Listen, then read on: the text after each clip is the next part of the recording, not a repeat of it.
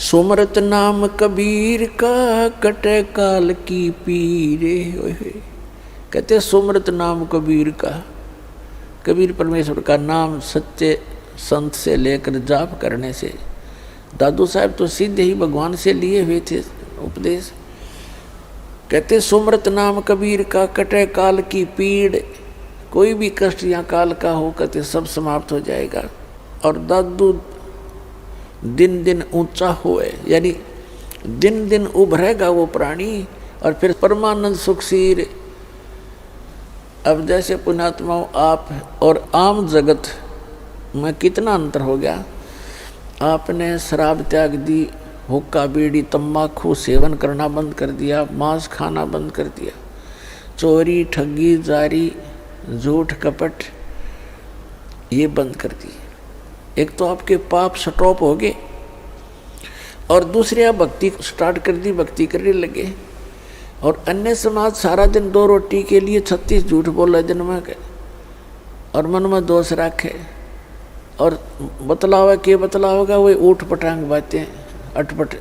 और आप चर्चा करोगे मालिक की, कभी वाणी पढ़ोगे, कभी सुनोगे, कभी मंत्र कर रहे हो, कभी रमैनी कर रहे हो, कभी सुबह की नित नियम कर रहे हो, कभी शाम की आरती का समय हो गया, किसी से चर्चा करते हो तो भी भगवान की चर्चा करते हो। आप कैसे होगे? अब आप यहाँ थे पहले, हम जगत के साथ थे, अब हम ऊंचे होते जा रहे हैं और जगत नीचे को जा रहा है, उनके पुण्य क्षीण हो रहे हैं। तो यहाँ से हम चलते हैं तो उनका और हमारा डबल डिफरेंस हो गया। आप ऊपर चढ़ते जा रहे, वो नीचे को जा रहे। सुमरत नाम कबीर का ये कटे काल की पीरे, दादू दिन दिन ऊंचा होए परमानंद सुखसीर। दादू नाम कबीर की जय कोय लेवे ओटे, उनको कभी लागे नहीं ये काल बजर की चोटे।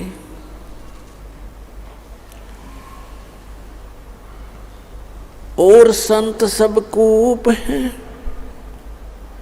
और संत सब कूप हैं और कहते जरीता नीरे। दादू अगम अपार है ये दरिया सत्य कबीरे। अपना आत्मा आप विचार करना, एक एक इस महापुरुषों की एक एक वाणी में कितनी गहराई है इनके अंदर। कहते हैं और संत सब कूप हैं। दूसरे जो महापुरुषों की आप सुनते हो, जैसे कोई कहता है कि हमारे गांव में एक बाबा जी हुआ करता था, हम उसकी पूजा करते हैं, उन्होंने ऐसे कर दिया था, उन्होंने ऐसे कर दिया, ऐसा लाभ दे दिया। और कोई कहता हम झाड़ोदा में पूजा करते हैं, वहाँ जाते हैं,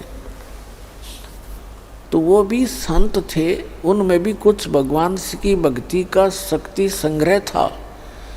और वो भी छोटे मोटे आम प्राणी से तो वो अच्छी कोई ना कोई चमत्कार लीला कर ही देते हैं। तो उसकी तुलना करते हैं दादू साहब जी कि जैसे एक तो कूप हो, कुआं, और कुएं में मेरे ख्याल में एक कुएं में एक गांव के पीने का पानी का काम नहीं चला है, तो वो भी जल है लेकिन अपर्याप्त है, सफिशिएंट नहीं है। कहते हैं और संत जिनकी आप महिमा सुनते हो गांव नगर में जहाँ पर भी आप रहते हो, कोई ना कोई एकादा सिद्धि वाला महापुरुष कहीं ना कहीं हुआ ही है। तो वो तो समझो एक कूप थे। और कहते जरीता नीर, जरीता माने जैसे झरना निकल रहा है, तो झरना काम चलाओ सा ही जल देता है, आसपास के थोड़े बहुत सिंचाई कर सकता है, ज़्यादा उसका औकात नहीं है। दादू साहब जी कह रहे कुछ तो संतों को समझो कुएं जितनी अक्षमता, और कुछ एक हैं ऐसे जैसे झरना जरीता नीर। और दादू अगम अपार है,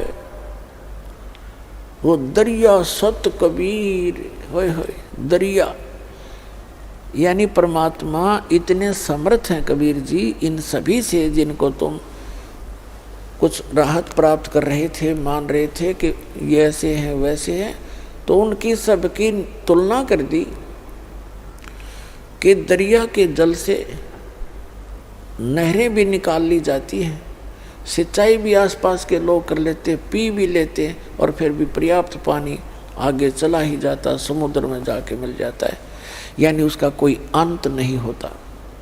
तो इतने समर्थ हैं उस कबीर साहब को कैसे तुलनात्मक तरीके से एक समर्थता सिद्ध की है इस प्यारी आत्मा ने, दादू साहब ने। और संत सब कूप हैं, कुएं हैं, कुएं, और केते दरिता नीर झरने, और दादू अगम अपार है दरिया सत कबीर। फिर क्या बताते हैं, अब ही तेरी सब मिटे जन्म मरण की पीर, श्वास उश्वास सुमर ले दादू नाम कबीर। जो कबीर परमेश्वर जी ने सच्चा नाम आपको दिया है, उसका श्वास उश्वास से सिमरण कर लो, इस जन्म में तुम्हारा मोक्ष हो जाएगा। दादू जी ने खुद मंत्र जाप किया था, लेकिन आगे अपने ग्रंथ में इसका नामो निशान नहीं दिया। कोई भी दादू पंथी नाम से परिचित नहीं है। फिर क्या बताया है, कोई निर्गुण में रीझ रहा, कोई सरगुण ठहराए, और दादू गति कबीर की मोथे कहीं न जाए। दादू नाम कबीर का सुन के कांपे काल, और नाम भरोसे नर चले होए न बाको बाल। अब क्या बताते हैं, कबीर परमेश्वर के सच्चे नाम को सुनकर काल भी कांप जाता है, और इस नाम के साथ खंडित ना होने दे, इस नाम के साथ चलते रहोगे तो काल आपका कुछ नहीं बिगाड़ पाएगा, आपके परिवार को भी वो हानि नहीं कर सकेगा।